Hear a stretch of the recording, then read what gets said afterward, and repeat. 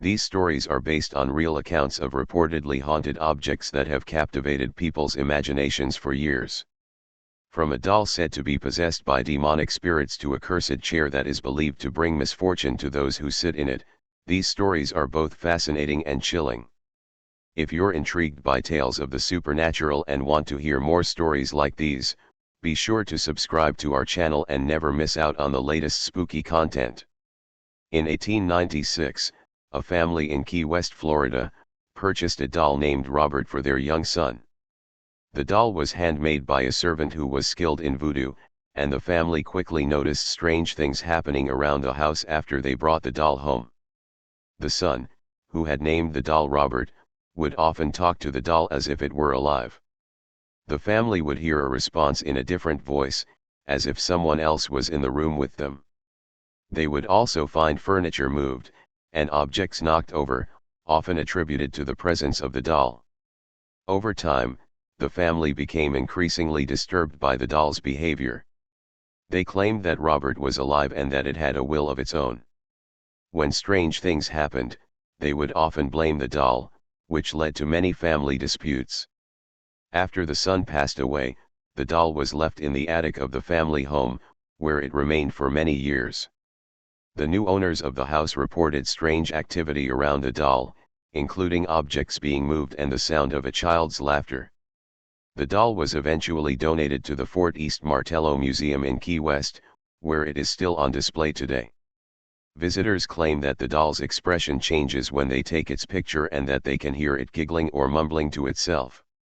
Some visitors have even reported that the doll's eyes follow them around the room. The story of Robert the doll has become famous and is considered one of the most haunted dolls in the world. Some people believe that the doll is cursed and that anyone who disrespects it or takes its picture without permission will suffer bad luck. In the early 20th century, a young girl named Genevieve received a doll as a gift from her father. The doll was a beautiful porcelain doll with blonde hair and a pretty pink dress, and Genevieve loved it dearly. However, strange things began to happen after the doll entered the house. Genevieve's parents reported hearing strange noises and whispers coming from the doll's room, and they noticed that the doll's expression seemed to change when they entered the room. As time passed, the activity around the doll became increasingly malevolent. Genevieve's parents claimed that the doll would move on its own and that they could hear it giggling and whispering to itself. They also reported feeling an evil presence in the house, which they attributed to the doll. One day, Genevieve's father decided to lock the doll in a trunk and place it in the attic. However, even when the doll was locked away, strange things continued to happen in the house. The family would hear footsteps and strange noises coming from the attic, and they could still feel the presence of the doll in the house. Years later, after Genevieve's parents had passed away, the doll was discovered by a new family who had purchased the house. The doll was in the same trunk, and the family reported strange activity around the doll. They claimed that the doll would move on its own, and they could hear it whispering and giggling to itself. Eventually, the doll was donated to the Warrens Occult Museum in Connecticut, where it remains on display today. The doll is known as Genevieve and is considered one of the most haunted dolls in the museum's collection.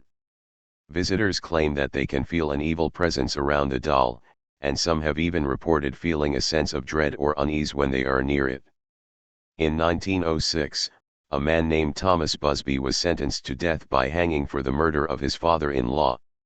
As was customary at the time, Busby was allowed to have one last request before his execution. He asked to have his final meal at his favorite pub, the Thirsk Arms in North Yorkshire, England. While at the pub, Busby reportedly cursed a chair that he believed belonged to him. He declared that anyone who sat in the chair would be cursed and would meet with a terrible fate. Despite the ominous warning, the pub's owner, who was also Busby's father-in-law, placed the chair in a prominent position in the pub and allowed patrons to sit in it. However, over the years, strange things began to happen to people who sat in the chair. Numerous reports of people who sat in the chair suffering accidents, illnesses, or even death began to circulate. Some even claimed that they were visited by the ghost of Busby, who cursed them and warned them not to sit in the chair. Eventually, the chair was taken down and put into storage, but even then, people reported strange occurrences when they were near it. The chair was eventually donated to the Thirsk Museum, where it remains on display today. Visitors to the museum claim that they can feel an eerie presence around the chair, and some even report feeling as if they're being watched.